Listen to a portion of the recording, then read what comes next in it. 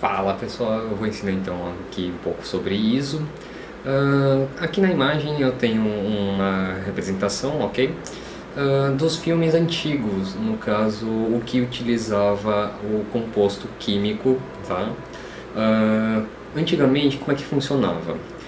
A gente tinha o filme que ele era feito com alguns grãos de prata que reagiam à luz, tá? Então a gente conseguia a imagem dessa maneira. O que acontece? A ISO naquela época era referente ao tamanho do grão. Então se a gente tinha uma ISO baixa, né, que nem essa aqui, que está aqui em cima, representada pelo 100, era como se fosse uma gramatura bem baixa, né, de grãos, ou seja, os grãos eram bem pequenos. Enquanto isso, a gente tendo aqui uma ISO alta, a gente tinha grãos grandes. E o que acontecia então? Se a gente usava uma ISO pequena, a gente tinha de certa maneira, uma boa definição, certo, da imagem, e uma ISO maior a gente tinha uma definição um pouco menor, tá? Qual que é a vantagem de a gente utilizar então uma ISO maior naquela época, né? Se a imagem ficava com grãos maiores? Bom, quando a gente tem um grão maior, a gente tem então uma reação com a luz mais facilitada. Ou seja, você precisa de menos luz para que aquela imagem possa ser obtida. Enquanto isso, numa ISO baixa, nessa questão de tamanho de grão, a gente precisa de muita luz para conseguir fazer com que a imagem conseguisse ser capturada, tá? Vou então adiantar aqui para a parte de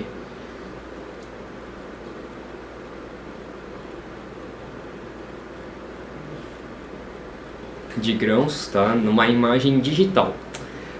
O que acontece então? Na digital, ela ainda se manteve um pouco da questão do grão, tá? O tamanho do grão. Aqui a gente tem uma ISO baixa, então você consegue enxergar aqui os detalhes, né, de um objeto ou alguma coisa assim. Enquanto numa ISO maior, os grãos ficam maiores, certo? Como eu falei então, o grão, na hora que você captura a imagem, ele fica então mais definido com uma ISO menor. Porém, você precisa de uma grande quantidade de luz. Enquanto numa ISO maior, a gente fica com grãos maiores, tá? Menor resolução, ou menor definição, mas a gente precisa de menos luz. No caso do digital, qual que é a vantagem então, né, de a gente utilizar uma ISO maior? Como antigamente era por causa da questão da luz. Porém, atualmente as máquinas, né, digitais que fazem essas capturas de imagem, elas estão tendendo a melhorar cada vez mais o sensor em relação ao seu ISO nativo, né? O ISO nativo, então, o que acontece? Seria mais ou menos o tamanho de um grão, que para ele é relativamente mediano e que tem uma boa qualidade de captura de luz, certo? E o que acontece? Com a ISO nativa cada vez melhorando, aumentando mais a ISO, porém sem aumentar o grão, entendeu? Então a ISO nativa está tendendo ao quê? A ficar cada vez mais definida e exigindo menos luz para que você tenha a imagem, tá? Entretanto, por enquanto, ainda o que acontece? Se a gente utiliza uma ISO alta, acontece de a gente ter não somente essa perda de definição, mas também com que apareçam ruídos em certas regiões, né? Desde o preto até mesmo em cinzas ou no meio termo, né? Nas partes de penumbras. Por exemplo, deixa eu puxar aqui para uma imagem que tenha uma penumbra, deixa eu só achar. Ok.